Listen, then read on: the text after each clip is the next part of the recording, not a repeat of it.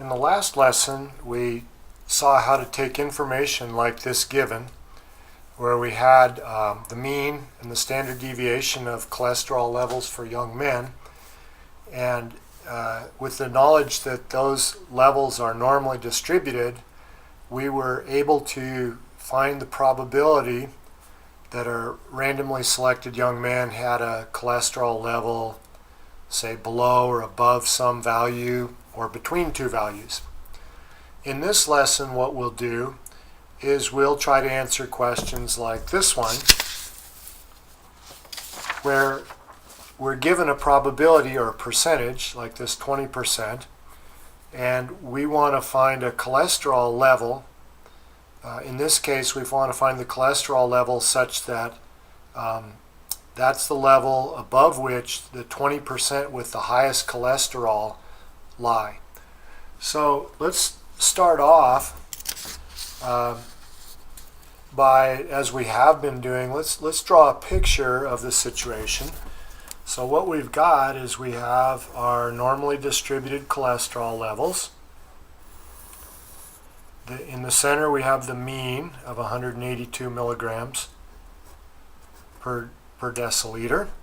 And what we'd like to do is find a value which will be up here somewhere in this case. So let me just call it, little x.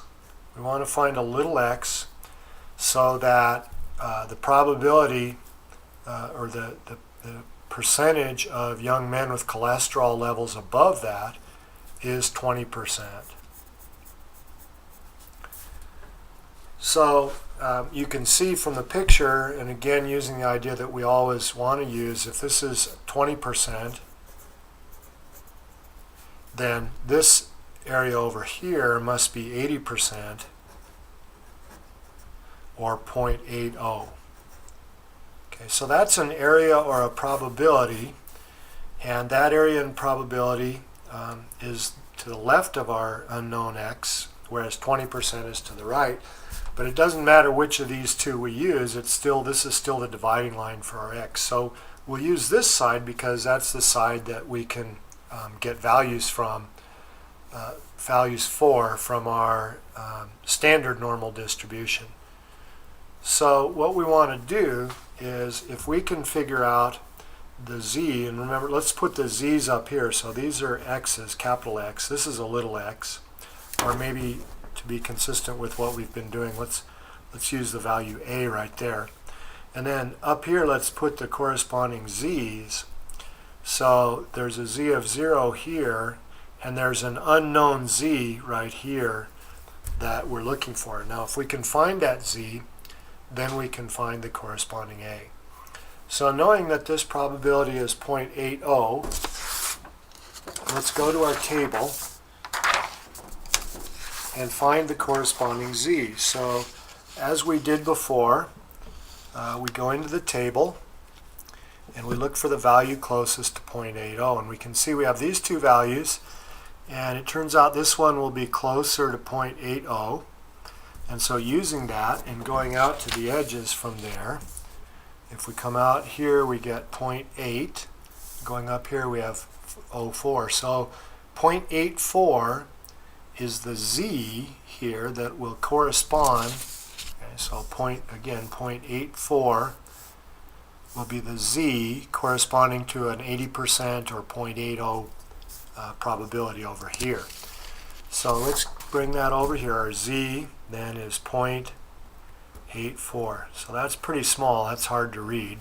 Let's put it out here. Z equals 0.84. Now remember the relationship between x and z. What we want to do is find the x value, a, which corresponds to that. So the relationship is z equals x minus the mean divided by the standard deviation. So in this case, we know a z, that's our 0.84. We know the mean, that's 182. We know the standard deviation, which was 38. So we put those values in here, and then we solve this equation. So for z, we have 0.84 equals, the x is what we don't know, we're trying to find. The mean is 182, and the standard deviation is 38. So to solve this equation then, we multiply both sides by 38. So let me grab my calculator. And we see that 38 times 0.84 is 31.92. So we get 31.92 equals x minus 182. And then we add 182 to both sides to find x. So the x that we get is 213.92. That's an x, which is an actual data value, so that's a cholesterol level. So what we have then in conclusion is that the top, so to speak, top meaning highest 20% have cholesterol levels, let me abbreviate that, cholesterol level above 213.92, or let's just round that to 214 milligrams per deciliter. So let's recap what happened here. We were looking for the top 20%. Our picture shows us the top 20% is this area under this curve. But if that's 20%, then that's 80% over here. And of course, this is the areas we find on our table. So we went to the table and looked in the body of the table for the value closest to 0.80, which was right here. Okay, that 0.7995. We found the z corresponding to it, 0.84. And so that's the z here, 0.84, that corresponds to the data value we're interested in. Remember, there's z's on this row, x's on this row. So then we simply take that z, put it in the place of z in our formula for finding z's. The x is what we don't know. Here's our mean, standard deviation. And we solve this equation to get that 214.92, or 213.92, which we rounded to 214. So that's one example of this type of thing that we can do. Let's find another example. Let's suppose we wanted to let's write down again what our mean and standard deviation were. So the mean is 182. The standard deviation is 38. So let's suppose we want to find the two cholesterol levels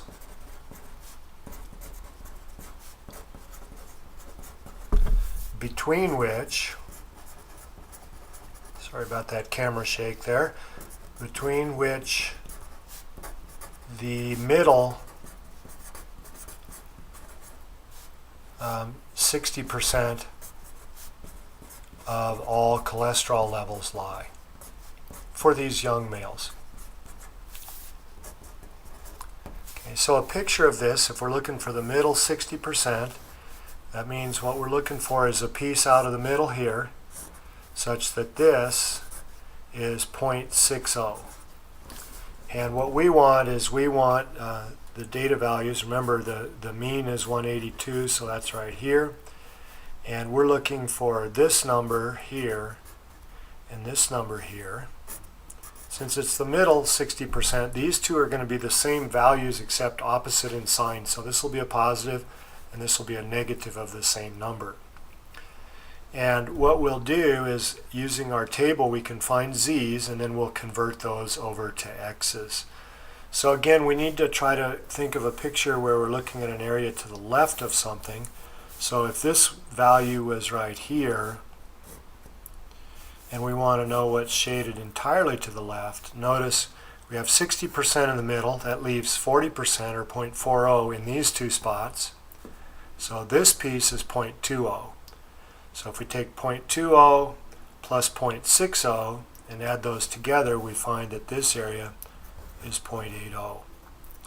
Now, just by coincidence, the value I chose here, 60%, gave us the same area we just had. So what we found was that the z right here was 0.84,